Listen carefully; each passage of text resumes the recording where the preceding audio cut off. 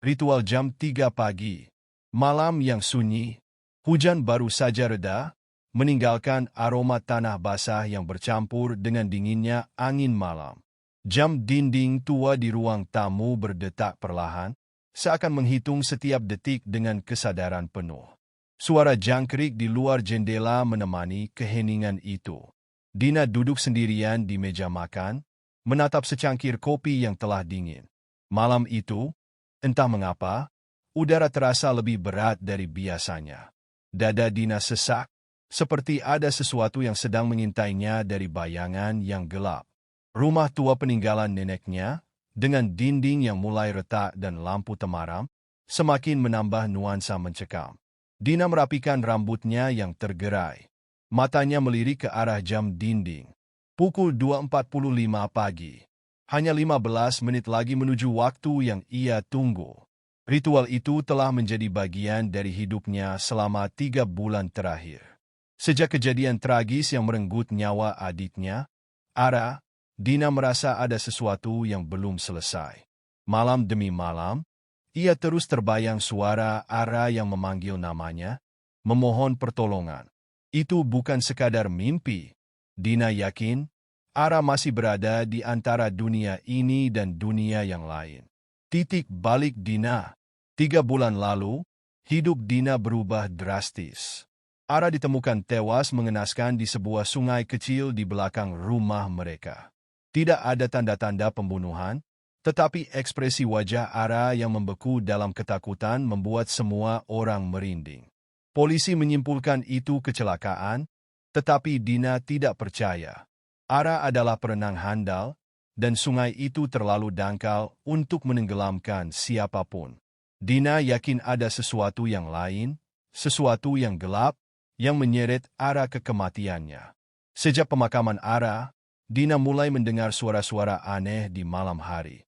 Awalnya hanya seperti bisikan lembut, tetapi lama-kelamaan suara itu menjadi semakin jelas.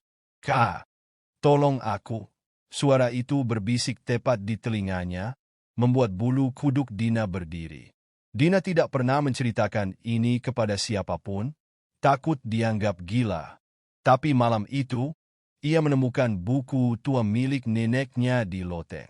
Buku itu berisi catatan ritual kuno untuk berbicara dengan jiwa yang terjebak. Dalam keputusasaannya, Dina memutuskan untuk mencobanya. Persiapan ritual, Dina tidak pernah menganggap dirinya sebagai orang yang percaya pada hal-hal mistis. Tapi kehilangan Ara telah mengubah segalanya. Malam itu, ia menyiapkan semua bahan yang disebutkan di buku. Sebuah lilin putih, secangkir air yang diambil dari sungai tempat Ara ditemukan, dan selembar kain milik Ara. Semua barang itu diletakkan di atas meja kayu kecil di ruang tamu. Dina menyalakan lilin, cahaya kecilnya berkedip-kedip, seolah ingin padam oleh hembusan angin yang entah berasal dari mana. Jam menunjukkan pukul 2.55. Dina menarik napas panjang, mencoba mengusir rasa takut yang semakin menguasainya. Tangannya gemetar ketika ia membuka halaman terakhir buku itu. Ketika jarum jam mencapai pukul 3, panggillah jiwa yang kau cari. Tapi ingat, jangan biarkan lilin itu padam, atau kau akan membuka pintu bagi mereka yang lain. Kalimat itu berulang kali terngiang di kepala Dina. Ia menatap lilin yang menyala di depannya, lalu menutup mata. Pintu yang terbuka.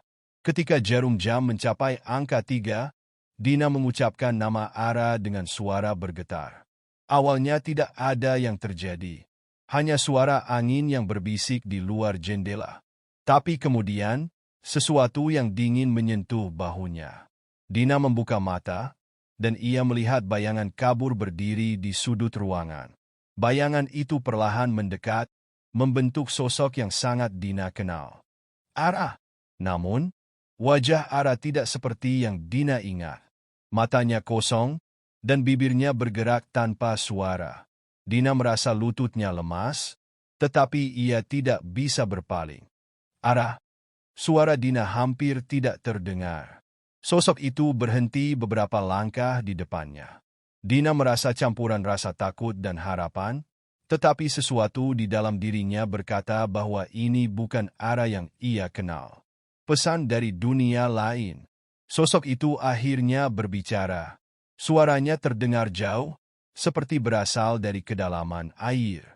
"Kak, aku tidak bisa pergi," katanya. Dina merasa dadanya sesak. "Kenapa? Apa yang menahanmu?" tanya Dina, hampir menangis. Sosok itu mengangkat tangannya, menunjuk ke arah buku di meja. "Mereka tahu aku di sini. Mereka tidak akan membiarkan aku pergi." Dina bingung. "Mereka? Siapa mereka?" tanya Dina dengan nada putus asa. Tapi sebelum Ara menjawab, lilin di meja tiba-tiba berkedip dan hampir padam. Angin dingin menyapu ruangan, dan suara langkah kaki terdengar dari belakang Dina. Ia berbalik dengan cepat, tetapi tidak ada siapa-siapa. Ketika ia kembali menatap ke arah Ara, sosok itu sudah menghilang. Yang tersisa hanyalah bau anyir dan udara dingin yang menusuk tulang. Dina menyadari bahwa ia telah membuka pintu ke dunia lain, dan ada sesuatu yang lain yang telah masuk. Keheningan yang mematikan. Ruang tamu kini terasa jauh lebih dingin, seolah ada es yang menyelimuti setiap sudut ruangan. Dina duduk terpaku di tempatnya, merasakan hawa berat yang membuatnya sulit bernapas. Jantungnya berdegup kencang, tetapi tubuhnya seperti terpaku, tidak mampu bergerak. Lilin di atas meja berkedip lagi, lalu nyala apinya berubah menjadi biru. Dina memandanginya dengan ngeri, menyadari bahwa sesuatu yang lebih besar telah bangkit. Tiba-tiba, suara langkah kaki terdengar lagi, kali ini lebih jelas. Suara itu datang dari arah dapur. Dina ingin bangkit dan memeriksa, tetapi tubuhnya tidak mendengar perintah otaknya. Rasa dingin semakin menjalar ke seluruh tubuhnya, dan di tengah keheningan yang mencekam, ia mendengar suara yang lebih jelas. Suara tawa pelan, bernada rendah, seperti seseorang yang sedang mengolok-oloknya. Dina merasa darahnya membeku. Ia tahu bahwa suara itu bukan milik Ara. Bayangan dari masa lalu. Dina mencoba mengingat apa yang ditulis dalam buku ritual itu, berharap menemukan cara untuk mengusir kehadiran yang menyeramkan ini. Namun pikirannya berantakan. Ia menatap lilin biru di depannya dan mengulang-ulang dalam hati. Ini hanya ilusi.